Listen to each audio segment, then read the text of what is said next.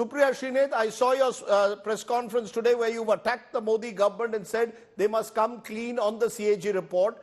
The Modi government says that they have answers to each of the charges made in these reports. This cannot be likened to 2G and coal, where there was a loot, according to them, of public monies. You're making a false comparison, comparing what the CAG did in 2G and coal with what they have spoken about. These are issues which they claim do not lead to the Prime Minister's office or cabinet ministers. They will be answered in due course.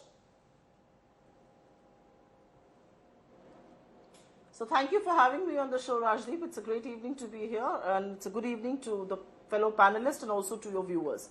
I am not comparing what one has seen the CAG unearthed to anything in the past, because what was unearthed in the past did not stand the scrutiny in court. So actually there are lots and lots of people who must with folded hands apologize for the kind of charges that were leveled, some from the media fraternity as well. I'm not comparing any of that. I am simply stating some facts. In the last few days, reports have been tabled by the Comptroller and Auditor General, the Chief Auditor of this country, in the Parliament, and those reports, not one, not two, have unearthed 7 such scams. And those scams range from the Bharatmala project to the Dwarka Expressway, to the NHAI loot, to the Ayodhya Development Project, to the Ayushman Bharat scheme, to the Rural Development Ministry, and to HAL.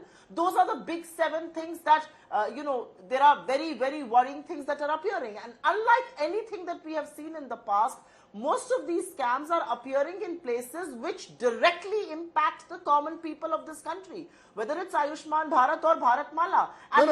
When you use the word scam, let's get it very clear. When you use the word scam, for example, in the Ayushman Bharat scheme, 7.5 lakh numbers are being linked to 7.5 lakh accounts are being linked to one number. The government is saying in its defense that these are people who did not have mobile accounts, hence they dialed from a particular number. This is not evidence of a scam. Plus, there are lakhs of people who benefited from Ayushman Bharat. You can't single out a small group and say that there's a scam. So let me state some facts for you, just that people of this country should know what's happening with Ayushman Bharat.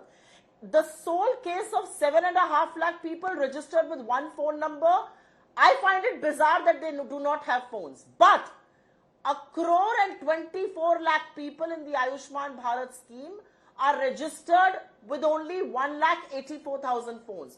1.24 lakh people registered on 1,84,000 phones.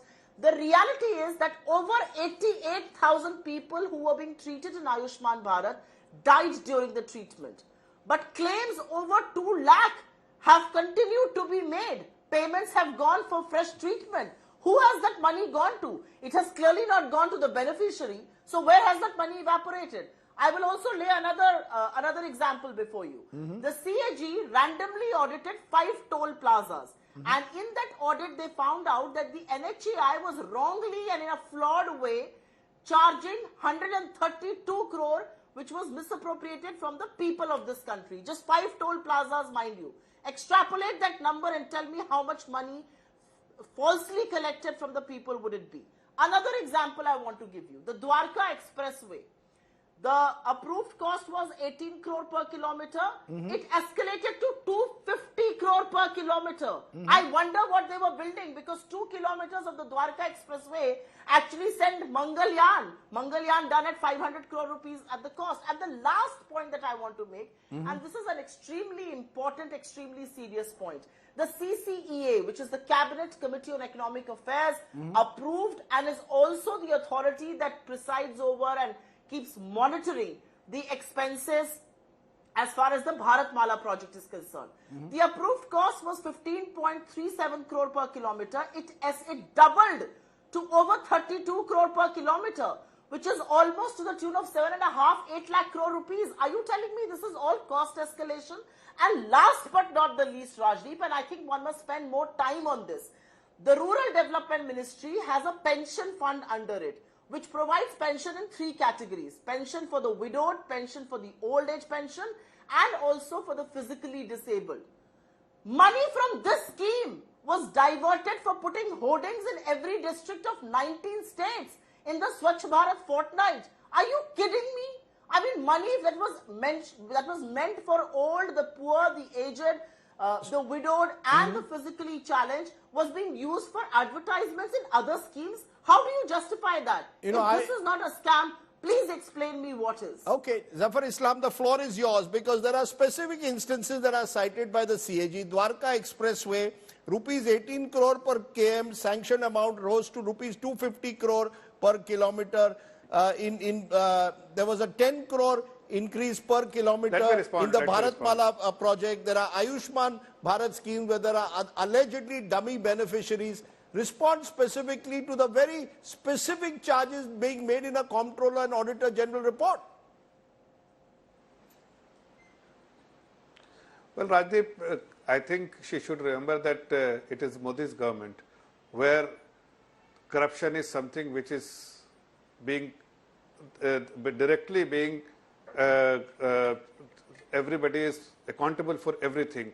And nobody can do the corruption in this government, unlike the Manmohan Singh government where everybody was having license, particularly from the first family, that they were looting the country. And at that point in time, prior to 2014, the Congress party was known as party of scams and scamsters.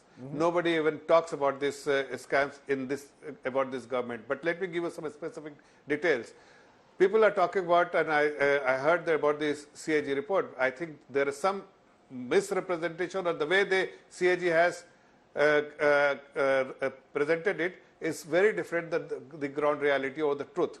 Let me tell you one thing, like for instance, you are talking about the Dwarka Expressway.